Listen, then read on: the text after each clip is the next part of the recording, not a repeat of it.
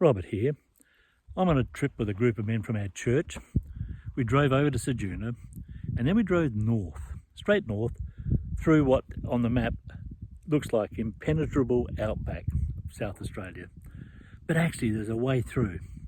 There's a track that was built, it's called Goog's Track. It was built by a local farmer. His nickname was Goog, and he really wanted to go through. He often went to the races up in the mid-north, or up the north somewhere, far north. And rather than going right back to Port Augusta and up the main highway, he decided it'd be much easier if he pushed away through the scrub. And he did that. National Park, probably shouldn't have done it. But these days, it's a great trip for four-wheel drive enthusiasts. They flock from all over the place to do this trek through Goog's Track. Now, I've got to say, it's a fairly rough sort of track. There are 300 odd sand hills, and some of those are quite steep and very tricky. Some of the people who have gone before have spun their wheels, dug deep holes, and you've got to try and get over those as you're going up the sand hill. Not an easy task, but manageable. And quite a few vehicles do it every day, probably just about. Life's a bit like that trek. There are potholes, not always of our own making. And we can hold grudges, it can hold us back. We can get stuck so easily in places like that, where you think, oh, I'm never going to do it. I can't, life's too rough. I'm never going to get to the top. And you get to the top and you discover there is another sand hill in front of you, and another one, and another one. One of the beautiful joys of being with a group of men like this is this, that we can all stand with each other and help one another and assist one another in the journey of life. Life's not really been a journey to take on our own. We need others with us. We need to build trust and relationship with others.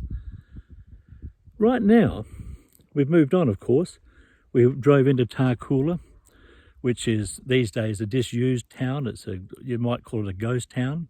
There has been a gold mine there. There's the remains of a hospital that's been relatively restored, and just until recently people were living in it. There's a town hall, there's a church with the roof blown off or partly blown off. There's a old disused railway station, quite a lot of old homes, but no one lives there. Then we drove on to Kingunya, and now we've come down, and I'm actually standing right this moment on Lake Gairdner, one of the great salt lakes here. Lake Eyre is probably the most famous, but Lake Gairdner's close because there are speed trials held on Lake Gairdner. What I want to talk about, just briefly, is this.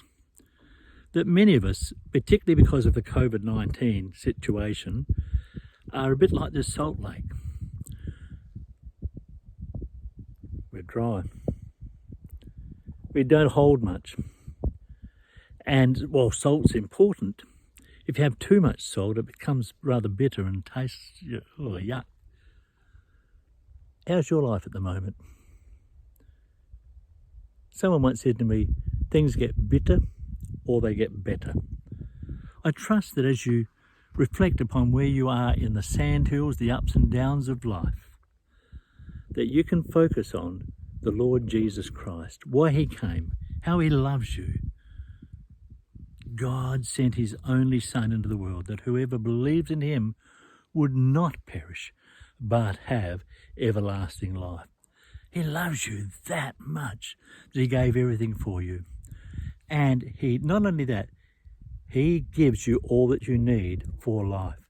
So if you're feeling a bit dry, if you're feeling a bit as though there's so many rough spots in the journey of my life, and I haven't even created some of those. Others have gone before me and have put me in a rough spot. I can blame others.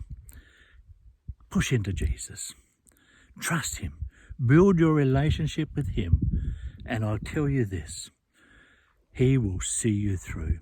May God bless you this week as you seek to just know Jesus in a newer and a deeper and a more meaningful way. God bless you.